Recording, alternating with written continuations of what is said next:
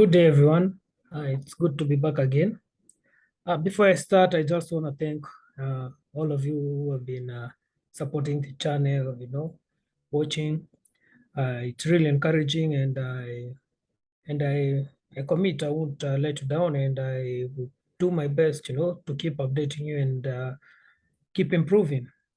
And for those who are new, I usually talk about politics mostly, and especially international geopolitical, and how it affects the world economically, and a bit of text and a bit of other things, but mostly politics. So please subscribe, share, and like, and let's get straight away. So today we will look at Blinken. Secretary Blinken of the United States of America has made a recent trip to Ukraine 2 days ago, 2 to 3 days ago. So this trip was a very impromptu trip because Blinken was they were in Germany along with Lloyd Austin, the defense minister, and other G7 members and other defense ministers from all over the world to discuss, global security issues to mitigate and try and see how they can address the security issues that are facing the world. And let's be frank, there are only two security issues for these big countries, G7, which is Russia and China. The others, but the primary objective is Russia and China, especially Russia, because the meeting was in Germany. So it means that Germany is in Europe, and the war is at Europe's doorstep or Germany's doorstep. So he made a visit to the border of Poland and Ukraine to visit uh, families of people who had escaped the invasion of Ukraine by Russia, some 3,000 families. He also, when he was there, he also interacted with the foreign minister of Ukraine.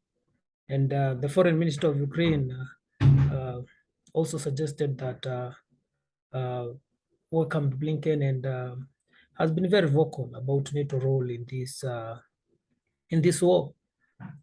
In fact, the foreign minister of Ukraine has been calling for NATO to act, for NATO to come and defend Ukraine, even though Ukraine is not a member. To him, he feels like this war is a threat to not only Ukraine, but to the whole sovereign society of Europe. And so he's been insisting that NATO should not rely on Article 5. They have a right to protect injustice anywhere in the world. So he has been calling out NATO, calling out the European Union, all these organizations to please do more to try and protect Ukraine. After that, Blinken went to Kyiv and he went to meet Zelensky. And of course, as you know, when American dignitaries, especially Secretary of State or Defense, but this time it was just Secretary of State, they always bring goodies. Although we can't say it's their goodies in a time of happiness because they're in a time of war, Ukraine. So he had a package of $2 billion for Ukraine.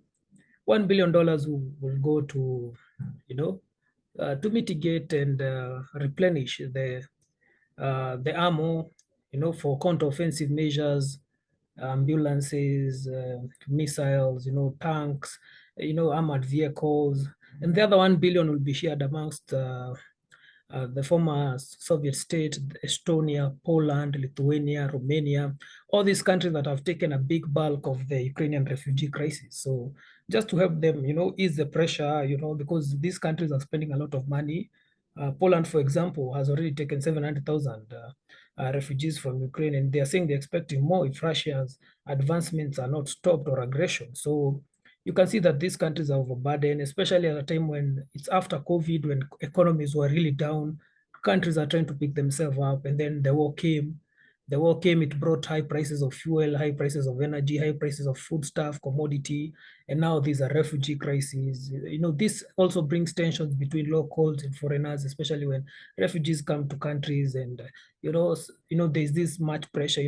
Locals might feel like the country is prioritizing the refugees, like we saw during the Syrian crisis. We saw, locals in Europe, in Germany, feeling that, the migrant situation was not being handled very well, and there were competing resources between the locals and the citizens and the refugee. So Blinken also, this 1 billion is just to help and, help the countries mitigate this kind of uncertainty. So Blinken aim is to ensure that uh, to show the commitment that America still supports Ukraine, it's still behind Ukraine.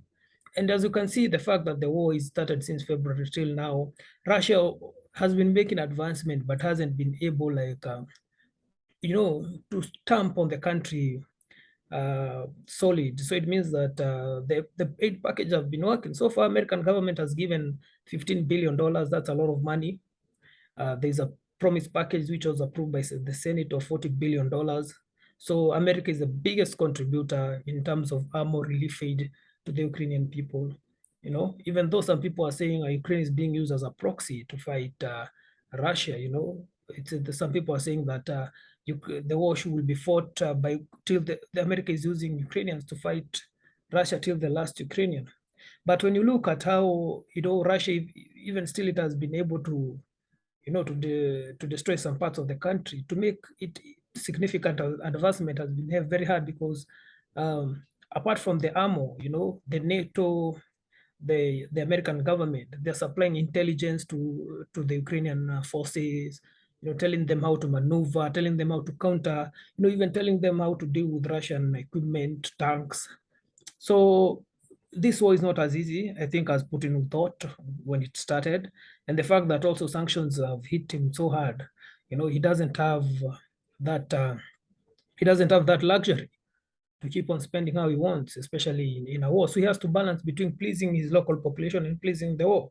And also on the same side, you see how the sanctions have also devastated Europe, because this was a very, it was a marriage of many years, of many decades. And, if people are to live like that, there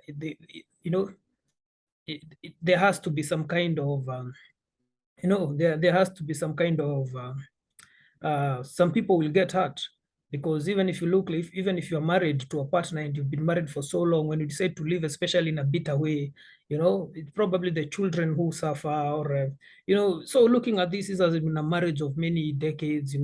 Russia always supplying oil to Europe. Europe dependent on Russian oil, Russia dependent on Europe money. So you see, when they decided to separate, it was a very nasty separation. That's why you see both of them are hurting. So Blinken, as I said, this is a $15 billion package. They came to reaffirm that they are behind Zelensky, and they are behind supporting. Poland has said it won't recognize any territorial gain by Russia through a war that, or had no aggression. Russia was not provoked, but any territorial gain it makes, even carves up Ukraine, Poland has said it will not accept. Poland further has insisted that America should add more troops to its land. Currently, Poland houses 10,000 American forces. They want more. And Poland seems like a very crucial country when it comes to this war, because it is the first country, it is one of the first country to open arms to Ukrainian, help them, and the people fleeing the war. It was very generous. So it seems that it is very critical in this war.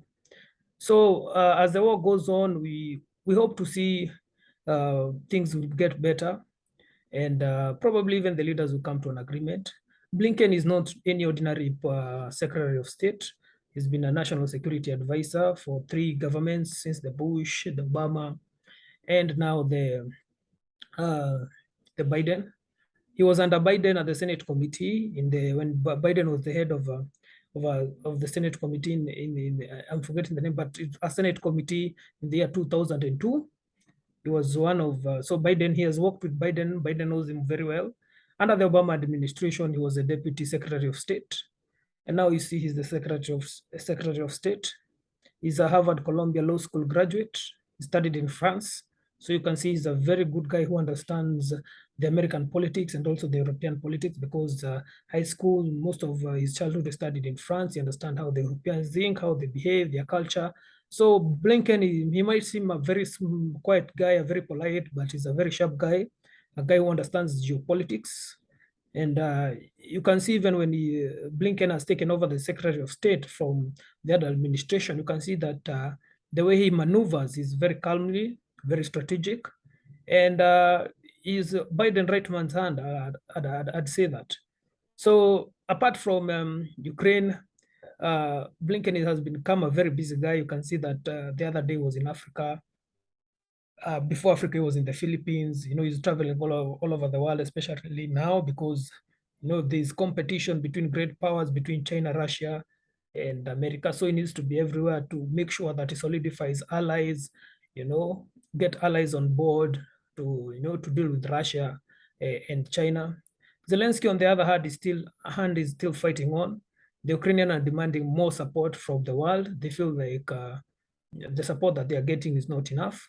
Uh, but at the end of the day, I give credit to the Ukrainian forces that even though facing an army like the Russian it's not easy task. It's a lose situation, but they've stood firm and they defended their country. That's something I admire and respect, even in the face of even devastation. Even Blinken visited some of the areas that were affected by Russian artilleries and just checking around. They were even suggesting that crimes against humanity in those areas should be taken up by to the ICC against the Russian government and official. So as the war progresses, America will be hand in hand to support Ukraine, give them what they need.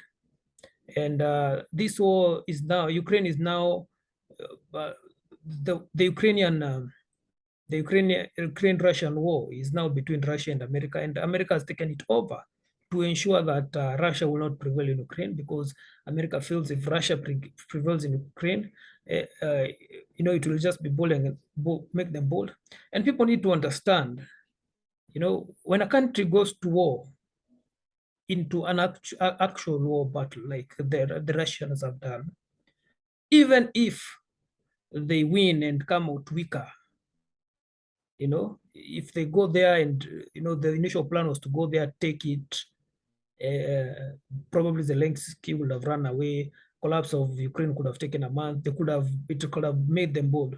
But also, even if this war is prolonged, but at the end of the day, the Russians wins, the Russians will still feel they are very strong, and they will still be bold, and they will still now feel that they're bold enough to challenge the United States. Because in the Russian minds now, they're not fighting Ukraine, they're fighting the whole of Europe and America. So to them, any win for them now feels like it's a it's not a normal win. It's a big win because they are fighting almost 26 countries, 30 countries, plus America, plus Canada, plus Australia, plus Japan, all these countries that are funding the Ukrainian government. So to them, they will feel it's a win.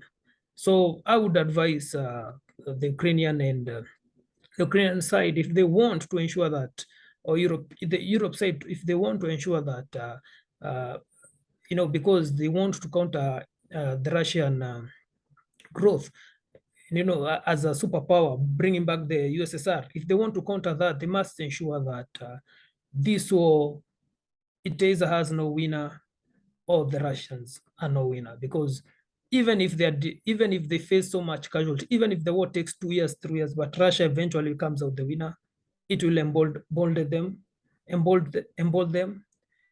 make them feel like now they can conquer more territory. Their testosterone will be up, just a phrase, but you understand what I mean. And now they'll feel they are much stronger because to them, they are not at war with Ukraine, they are at war with America, NATO, and the European Union, and other countries like Britain, Canada, Japan, and Australia, New Zealand, who are funding this war. So it's very critical for Europe stability to ensure that this war does not spread and stays where it is, or slows down, or it ends. And I urge all parties to come together, come to a conclusion, meet at the negotiating table and discuss. There is no such bad thing that can lead to a war that cannot be discussed. There's no such thing as a big animosity between two countries. These two countries consider each other as brothers. I was seeing when the war was going on, I was seeing a journalist asking people in the streets of Moscow and Russia, and people are saying they see Ukrainians, they have families in Ukraine, they see them as their brothers. So there's no such big hatred amongst siblings, amongst brothers, that cannot be discussed. But I had them to sit down, discuss, and find a solution. Anyway, guys, it's always happy to engage and talk. And I hope to see you on the next video. I'll keep on following this, the Ukrainian issue, and I'll give you an update on how the things are going. Till we meet again, guys, please share, subscribe, and like. And thank you so much for the guys who have been supporting me. I really appreciate it, and I won't let you down. Give you my best. Thank you, guys. Cheers.